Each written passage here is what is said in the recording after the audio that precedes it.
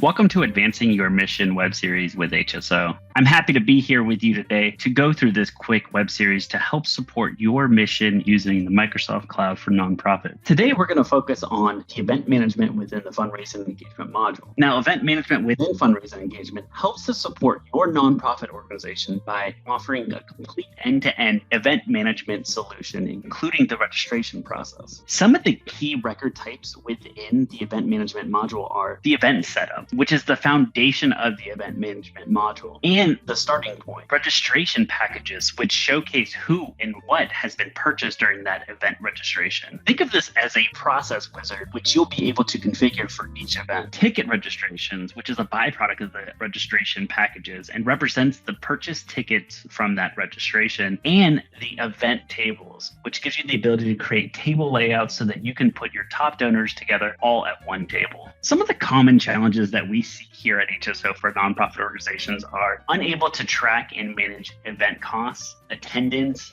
and revenue. Technology issues during the registration process, making it more of a manual process. Targeting the wrong members or donors for an event, which leads to unsuccessful outcomes. No clear picture of the most successful events, leading to poor future planning and strategy. Organizations using spreadsheets to manage multiple events, which reduce event insights, such as measuring engagement of members or donors. With fundraising and engagement, your organization will be able to have a centralized application for end-to-end event management, helping to reduce that double entry. You'll be able to pivot members based off of their status or lifetime donation amount so that you can target the right audience. And with the registration process, you'll be able to apply discounts automatically based off of the membership status while collecting disclaimer information for each registered attendee. So let's jump into the application and take a look at event management within fundraising engagement.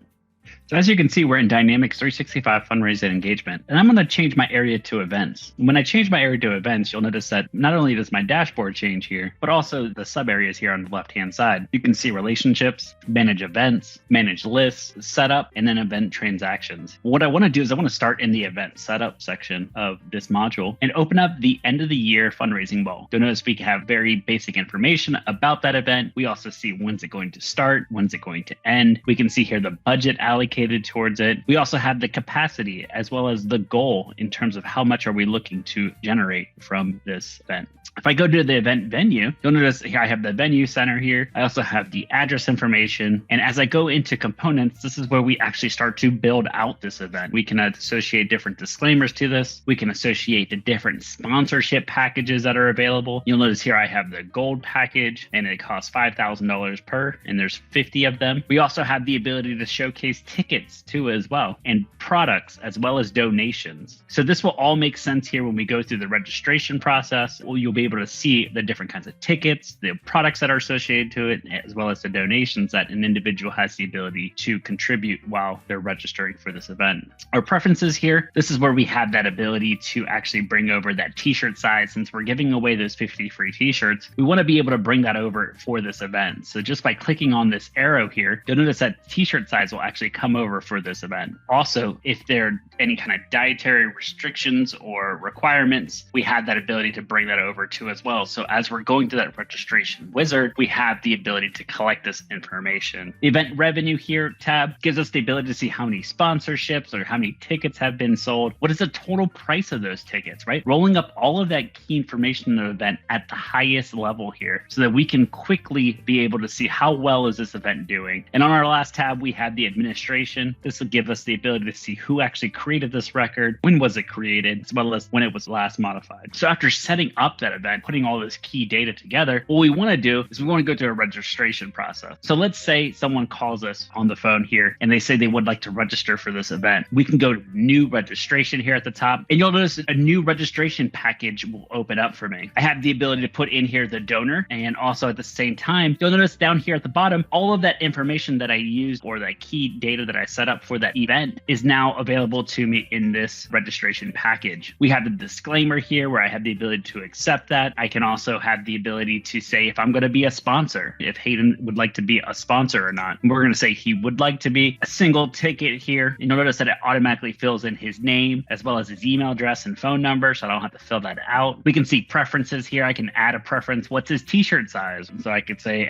XL. And if he has any dietary restrictions or anything along those lines, I can go ahead and select that as well. Going into products, you can see the products, its first 50 are free here, right? So I can say 1 because he got 1 ticket. And then the last piece here is being able to purchase it. With fundraising and engagement, you have that ability to run credit cards right from within inside of this application. We can do an invoice and how much they're paying today, cash, check, and then being able to purchase it through. So let's just say it's going to be a check. You'll notice that if I hit purchase here, it's going to actually process this and actually create records on the back end that are going to be your ticket registrations. It's also going to create your receipts and at the same time that transaction of the check being processed for this registration package. You'll notice that after I'm done here, buttons down at the bottom are gone. And also at the same time, if I go into additional information, you'll notice that I have a lot of this key information here about the different tickets, the products that he's selected, what is that payment method, and the receipt. I have the ability to hit generate receipt here. And then what's going to happen here in the back end is it's going to create that receipt and associate it to the record, as you can see in the bottom right corner. And you can print that off, email that receipt, and you'd be able to actually go through that whole process of being able to send those receipts to your donors. So the next thing I'd like to cover is event tables and being able to set up those tables for an event. What I want to do is I want to go back to my event here, and underneath my event, I have the ability to go to related, and I can see all of the event tables associated with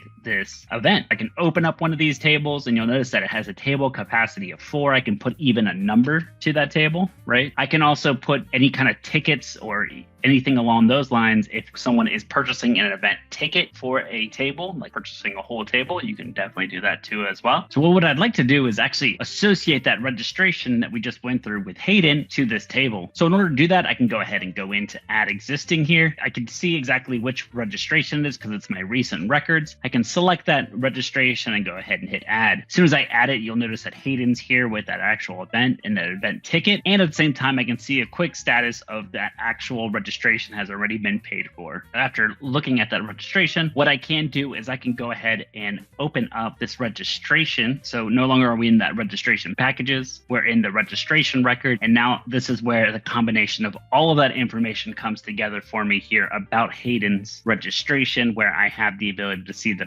registration packet. I can see the event ticket. I can also see the event, the table that he's associated with, the contact information, and any of the address information too as well. All of that is here for me so that I can run any kind of reporting or anything along those lines at this level and be able to report back up. So in the end, if I do go back to this event and I go into my event revenue here, we'll notice that the tickets has changed to 2. We notice the sponsorship has changed to 5,000 as well as 1, and the ticket price has gone up to $60. So showcasing that a total revenue of $5,060 for this event. So all of that information, as you're going through those registrations, you have that ability to roll that information up at this high level of event so you can get the information that you're looking for. One last thing I want to cover here with the event is the clone record feature. So if I go ahead and click clone record feature, if I'm doing this event every year, I don't have to create it over and over and over. It'll clone all of the core information, such as the venue and the general information and all of the components, which are the disclaimers and tickets, so that I don't have to start from scratch every time.